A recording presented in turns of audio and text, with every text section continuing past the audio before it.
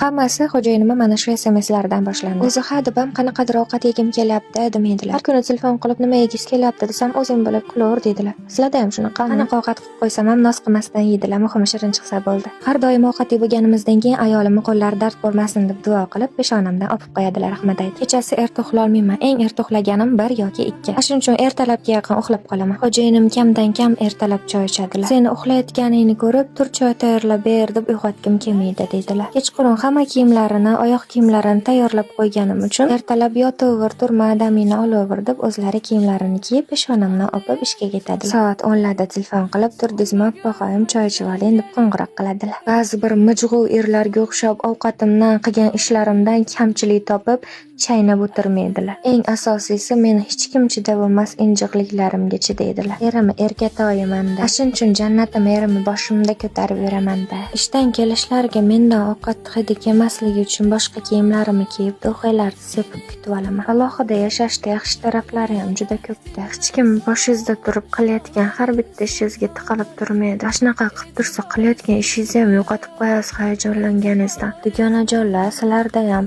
o'tgan safar shunaqa olib beruvdi, yana bunaqa olib beribdi-ya. Eshitdingizmi?